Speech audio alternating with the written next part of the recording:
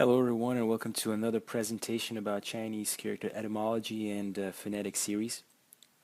So in this video I'm going to talk about the phonetic series where the title phonetic element or the title phonetic character is this character over here, which is pronounced zhong.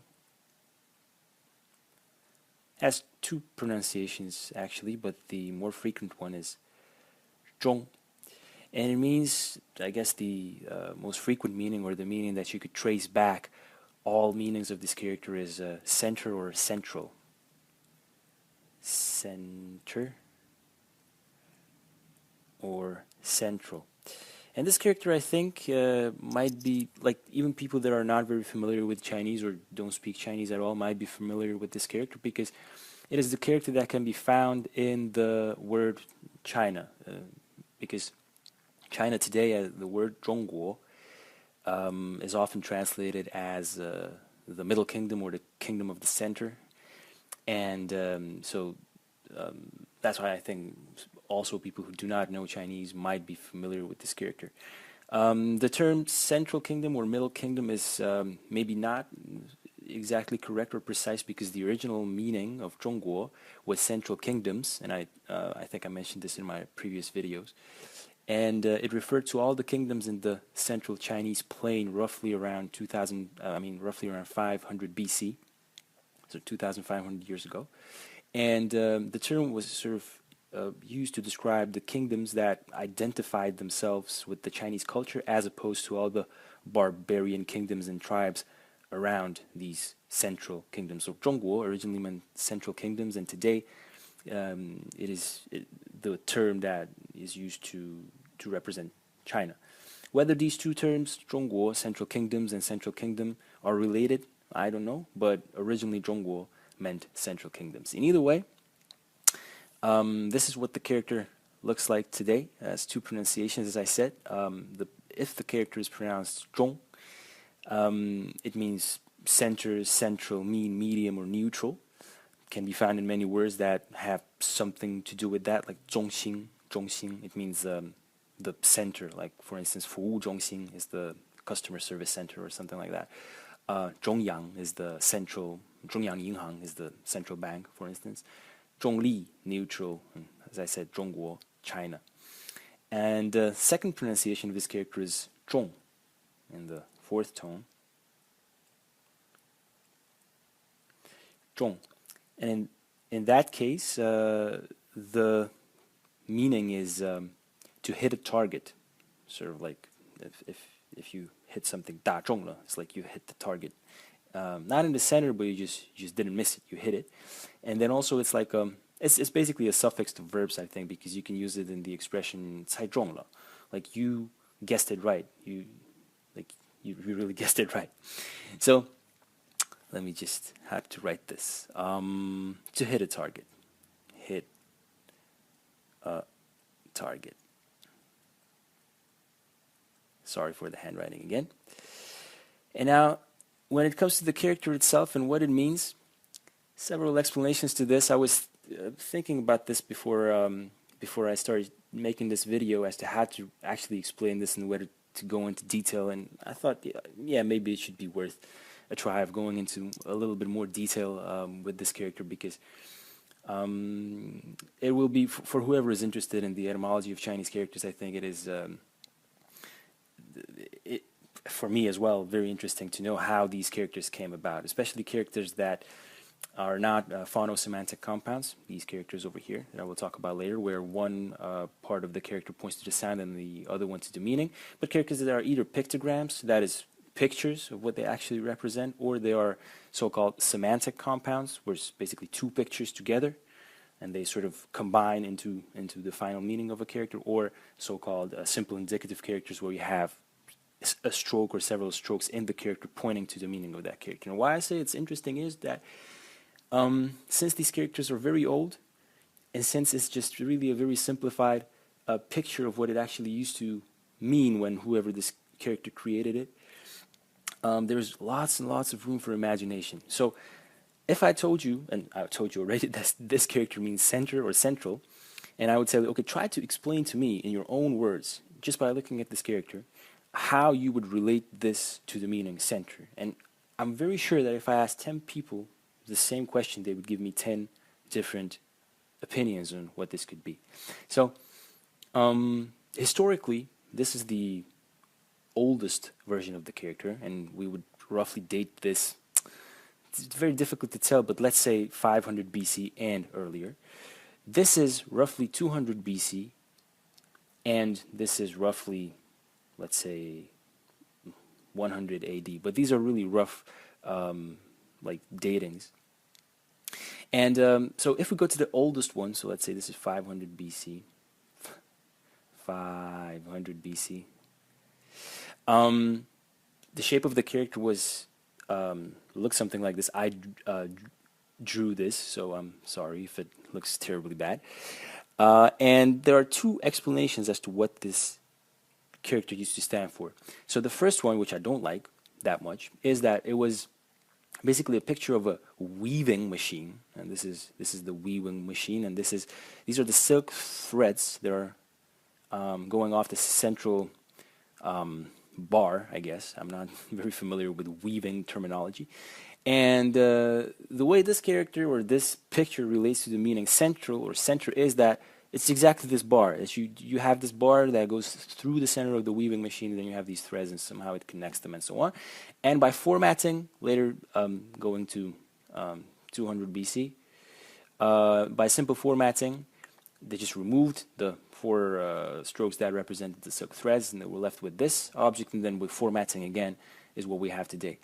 The second explanation, which I like better, is that sort of this was a picture of a, well, I guess you could call it a tool, which we don't have today, obviously, because the tool served for military commanders or platoon commanders to summon people to a certain place. So during military operations, the person who had this tool in position probably waved it, maybe shouted something, and soldiers looked at that tool and all ran to that place because they were supposed to go there.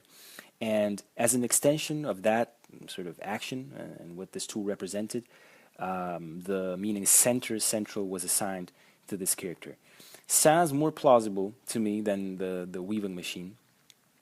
But again, I mean, I haven't been there in 500 BC, and I haven't seen this, or I haven't seen anyone use this tool, so I can't tell you for sure. This is only based on what I've read and people who probably know much more about this than me.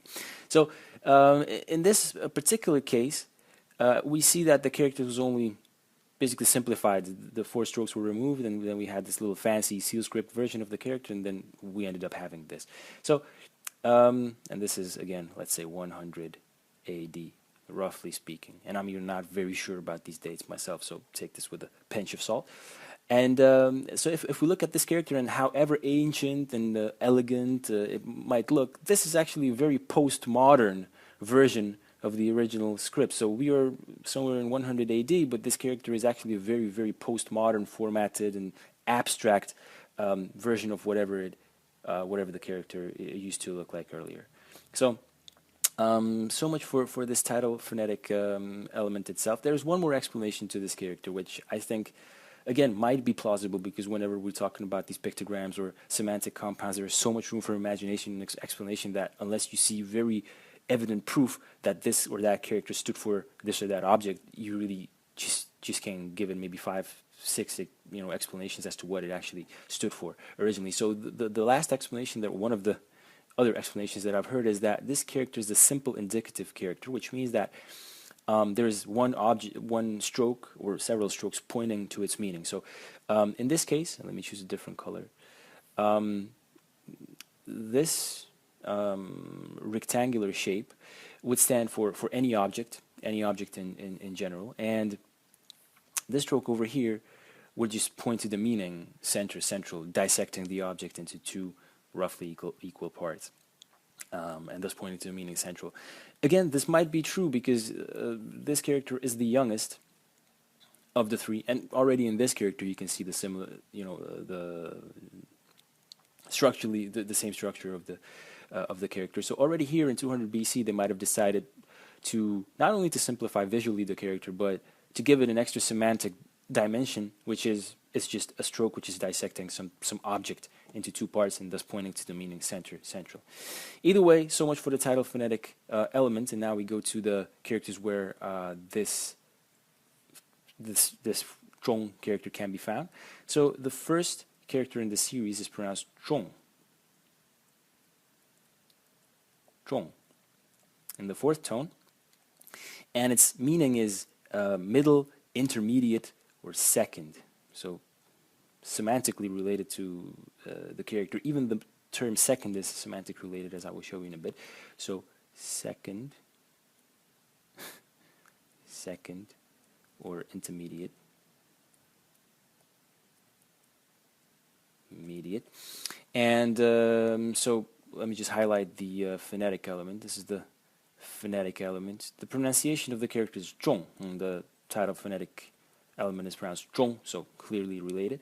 And the semantic element is this character over here, pronounced ren, ren, and it's a person, person.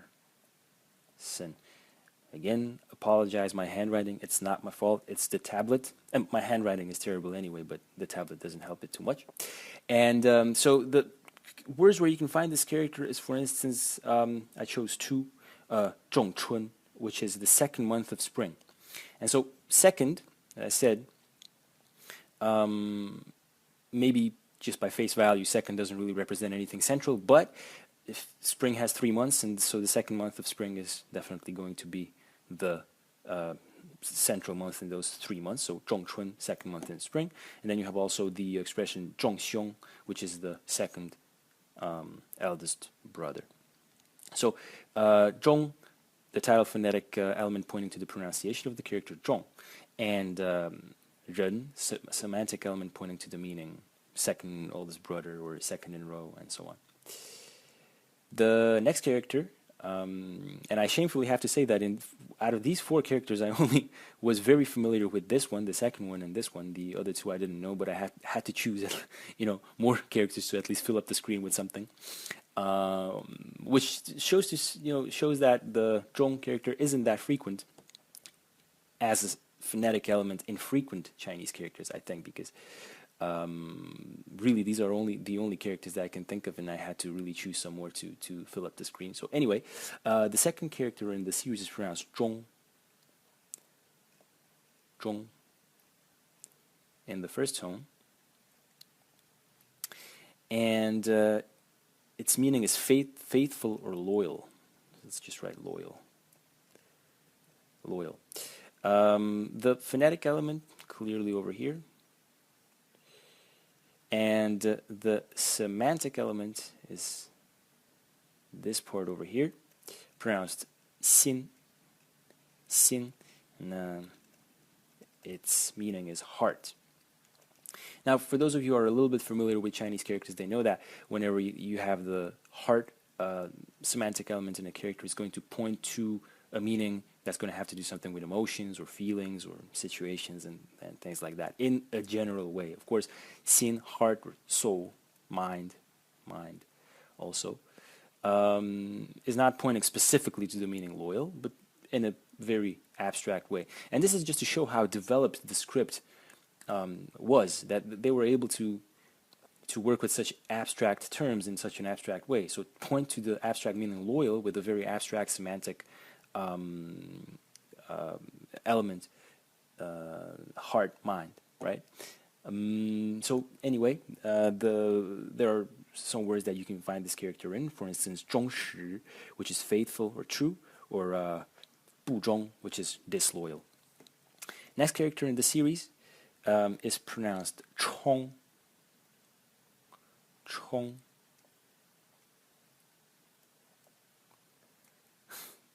I'm really going to have to work on this handwriting. And 冲 means to rinse. Rinse. Now it also means to rush, but yeah, it also means to rush. So rinse and rush, but yeah, it's a little bit complicated because rinse and rush have the same simplified character, but there are two traditional characters for that. This is the traditional version of the character to rins, and the simplified would be written like this. So this would be the simplified version of that character, and then there are two traditional characters for the two meanings, rins and rush. So it's a bit complicated. We'll stick with one meaning, that is rins, zhong to rins. The phonetic element is this character over here that we were talking about. The initial sound of the initial consonant of zhong is ch, so that's unvoiced, and we have zhong, which is a voiced aspirated retroflex initial. So different initial, but the final is the same, the tone is the same. And the semantic elements, these three strokes over here, pronounce shui, or 三点水, the three dotted water, water.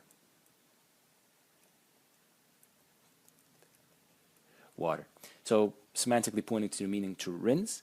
And we can find it in words like 冲洗, which means to rinse your clothes basically after you've washed them in a detergent, and then you just want to get the detergent out, so you 冲洗 the clothes.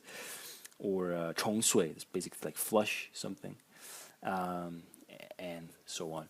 And the last character in the series is pronounced 中. 中. And its meaning is inner feelings. Inner feelings. Feelings. And this is a structurally very interesting character, because I'll give you a second to look at it and try to tell me where is the phonetic element, and I guess you can see it right away. It's right here. So in a fairly unorthodox position, it's right there in the middle of the character, and the semantic element is somehow sort of has been separated to allow for the phonetic element to fit in. It doesn't make too much sense in the regular script character, but if we look at the seal script version of the character, let me switch up colors, it's this one over here. If we look at the seal script version of the character, we can see that there's this little concave over here and this little sort of bending. So this little space offers itself almost to sort of insert a character in there, and it's not very it's not a frequent phenomenon. I didn't see that many other characters that have this sort of feature. I mean, the semantic element, and I'm sorry, it's pronounced E. The semantic element is pronounced E, and it means garment or clothes. Clothes. The reason why this semantic element is in this character, which means inner feelings, is that the character originally meant underwear. So the original meaning of the character, let me choose a different color, was underwear.